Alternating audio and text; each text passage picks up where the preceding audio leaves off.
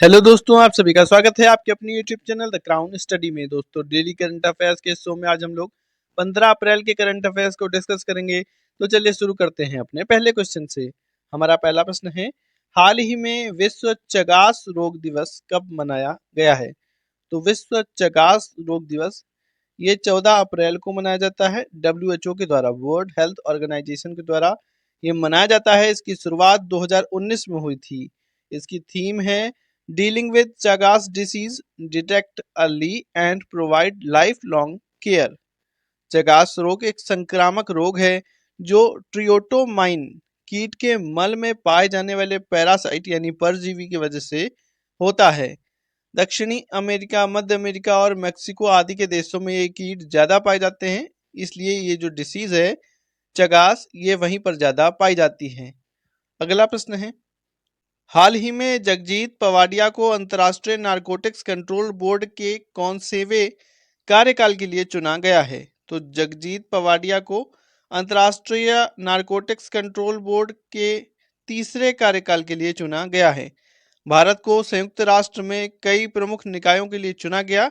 इसमें वोटिंग के जरिए जगजीत पवाडिया को एक महत्वपूर्ण जीत प्राप्त हुई है। इनका कार्यकाल 2025 से 2030 तक के लिए होगा। 2025 से 2030 तक के लिए। यह है दोस्तों जगजीत पवाडिया। अगला प्रश्न है, इसरो प्रमुख एस सोमनाथ ने किस वर्ष के लिए चंद्रयान 4 मिशन की योजना बनाई है? तो अभी हाल ही में इसरो प्रमुख एस सोमनाथ जी ने चंद्रयान 4 मिशन की योजना 2040 तक के लिए बनाई है।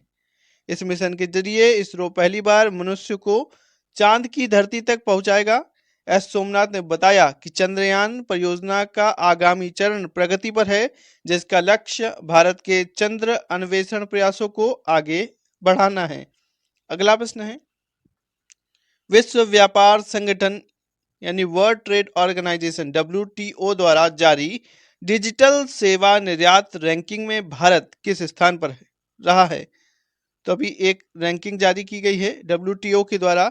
इसका नाम है global trade outlook and statistics. इस रिपोर्ट में जो भारत की रैंकिंग है वो है 4th। भारत ने जर्मनी और चाइना को पीछे छोड़कर चौथी रैंक हासिल करी है। डिजिटल रूप से वितरित सेवाओं के निर्यात में भारत चौथे स्थान पर आया है। भारत ने डिजिटल रूप से वितरित सेवाओं के निर्यात में 17% की छलांग लगाकर $257 बिलियन का रिकॉर्ड बनाया है। कितनी छलांग लगाई भारत ने? तो 17% की छलांग लगाई है। वहीं पहले स्थान पर USA, दूसरे स्थान पर UK, तीसरे स्थान पर आयरलैंड है और 5वें स्थान पर चाइना का स्थान या नंबर आता है। अगला प्रश्न है, हाल ही में स्विगी ने पानी पर फूड डिलीवरी सर्विस कहां से शुरू की है? तो स्विगी ने पानी पर फूड डिलीवरी जो सिस्टम है या सर्विस है, ये श्रीनगर के अंदर डल झील से, श्रीनगर में भी कहा, डल झील में ये शुरू की है। पानी पर डल झील में जो हाउस बोट्स होती हैं वहां तक स्विगी अपने जो फूड है उसे भेजेगी, फूड डिलीवरी प्रोडक्ट्स को वहां तक पहुंचाएगी। अगला प्रश्न, भारतीय सेना को किस देश में निर्मित 24 Igla S portable air defence system की पहली खेप मिली है? तो भारतीय सेना को रूस में निर्मित 24 Igla S portable air defence system की पहली खेप मिली है या मिलने ही वाली है। 100 मिसाइलों के साथ 24 Igla S portable air defence ये रूस द्वारा निर्मित है। Igla S man portable air defence system का नया बैच रूस से भेजा गया है। पहले बैच में 2021 में बहुत कम संख्या में इग्ला एस लॉन्चर्स खरीदे गए थे। ये होते हैं दोस्तों इग्ला एस लॉन्चर्स, जिससे आसानी से एक सैनिक किसी भी जो एयरक्राफ्ट होते हैं या यूं कहें कि लड़ाकू विमानों में दागने के लिए ये पर्याप्त हैं। इसके लिए भारी भरकम टैंक की आवश्यकता नहीं होगी। अगला प्रश्न है, हाल ही में परिवर्तन चिंतन सम्मेलन 2024 का आयोजन कहां पर किया गया है? तो परिवर्तन चिंतन सम्मेलन 2024 का आयोजन ये नई दिल्ली के अंदर किया गया। 8 अप्रैल को नई दिल्ली में इसका आयोजन किया गया था। यह सम्मेलन भारत के त्रिसेवाओं संस्थानों के प्रमुखों का पहला सम्मेलन रहा। इसकी अध्यक्षता CDS अनिल चौहान ने की थी। इसका उद्देश्य है संयोजन और एकीकरण प्रयासों को बढ़ावा देकर नए और ताजा विचार, पहल और सुरक्षा को पैदा करना। अगला प्रश्न है, हाल ही में सीबीआई के संयुक्त निदेशक यानी ज्वाइंट डायरेक्टर के रूप में किसे नियुक्त किया गया है? तो सीबीआई के ज्वाइंट डायरेक्टर ये बने हैं अनुराग कुमार। कौन बने हैं? अनुराग कुमार बने हैं। ये आईपीएस हैं 1994 बैच के, असम मेघालय कैडर के। बात करें सीबीआई की तो इसकी स्थापना 1963 में हुई थी। मुख्यालय इसका नई दिल्ली के अंदर है और वर्तमान में इसके निदेशक प्रवीण सूद हैं। कैबिनेट के द्वारा ज्वाइंट डायरेक्टर की नियुक्ति की गई है। ये रहे दोस्तों अनुराग कुमार। अगला प्रश्न है, दक्षिण चीन सागर में किन देशों ने मिलकर अपना पहला संयुक्त नौसैनिक अभ्यास शुरू किया है?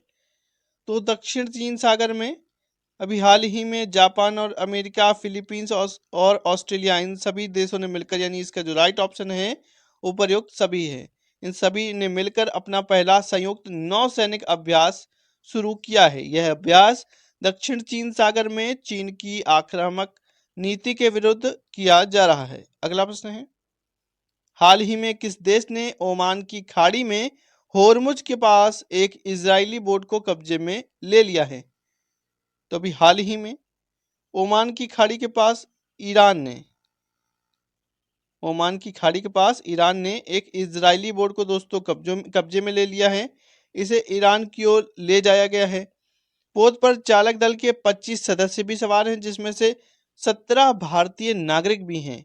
पोत जब ईरानी जल क्षेत्र से गुजर रहा था तभी ईरानी नौसैन्य इकाई ने इस पर हेलीकॉप्टर के जरिए कब्जा कर लिया है। ये रही दोस्तों, ये इमेजेस भी आई हैं वहीं से। दरअसल 1 अप्रैल को इजराइल ने सीरिया में ईरानी एम्बेसी में हमला करके उसके 13 कमांडर्स को मार दिया था, जिसके बाद से अब ईरान ने बदले की भावना से ये पोत हाईजैक किया हुआ है, उस पर कब्जा कर लिया है। ईरान ने इजराइल पर अभी 100 से अधिक ड्रोन और मिसाइलों से हमला भी सीधे तौर पर कर दिया है, यानी अब जंग हो सकती है। दोस्तों अगर वीडियो अच्छा लगा हो तो वीडियो को लाइक करें, शेयर करें, चैनल को सब्सक्राइब करके बेल आइकन दबा दें। Thank you.